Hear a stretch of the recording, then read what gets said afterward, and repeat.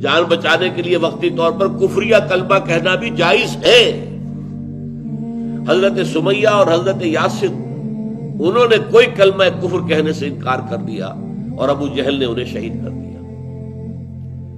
حضرت سمیہ کو برہنہ کیا ہے بیٹے کے سامنے، بیٹا عمار اسے ایک ستون کے ساتھ باندھا ہوا ہے، اس کے سامنے ماں کو برہنہ کیا، اس نے آنکھوں پہ ہاتھ رکھے، کہا اس نے، ابو جہل نے تنگ آ گیا، جب کوئی اپنا کیا کیسے صبر ہوں، جسم کو داغ رہا ہے تو تکلیف ہو سکتی دے رہا ہے، اچھا ایک دفعہ تم کلمہ کفر کہہ دو، تم کہہ دو یہ کہ ہاں تمہارے بتوں میں بھی کچھ حقیقت ہے۔ اور ایک چھوٹی سی کوئی مورتی تھی اس کے ہاتھ میں وہ سامنے رکھی، حضرت سمیہ نے اس پر تھوک دیا، جب تیش چڑھا ہے تو نیزہ لے کر ان کی شرمگاہ میں مارا ہے، شہید کر دیا۔ حضرت یاسر ان سے بھی یہی کہا، ایک دفعہ بھی کہہ دو تو میں چھوڑ دوں گا تمہیں، چلو نہیں۔ پھر 4 سانڈ اونٹ مضبوط لائے گئے، چاروں کے ساتھ رسے بندھے ہوئے، ایک رسے سے ان کا ایک بازو باندھ دیا، دوسرے سے دوسرا بازو باندھ دیا، تیسرے سے ایک ٹانگ باندھ دی، چوتھے سے دوسری ٹانگ باندھ دی، اور اونٹوں کو دوڑایا تو ان کے جسم کے پرخچے اڑ گئے۔ لیکن بیٹا جو تھا، اب دیکھیے بوڑھوں نے برداشت کیا، جوان بیٹا عمار وہ برداشت نہیں کر سکا، اس نے کلمہ کفر کہہ کے جان بچا لی۔ لیکن پھر اتنا صدمہ ہوا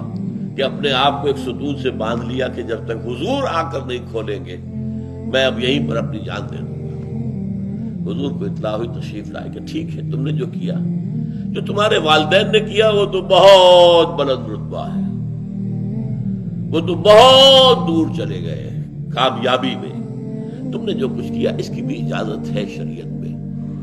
یہ رخصت ہے، جان بچانے کے لیے کلمہ کفر کہا جا سکتا ہے، اور یہ سورہ بقرہ کے اندر موجود ہے۔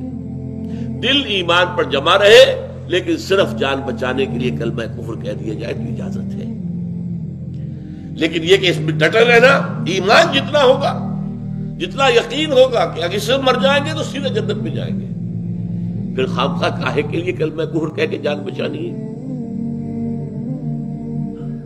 یہاں دنیا میں اور دن رہیں گے تو اور ستائے جائیں گے، اور مشکلات آئیں گی، اور امتحانات آئیں گے، اگر آج یہ بیڑا پار ہو جائے سیدھے جنت میں جائے تو اور کیا چاہیے؟ یہ یقین جتنا ہوگا اتنا ہی صبر جو ہے آپ کا قائم رہے گا، استقامت ہوگی۔ لہذا فرمایا پہلی ہدایت اتل ما اوحی الیک من الکتاب، دوسری ہدایت وَأَقِمِ الصَّلَاةَ،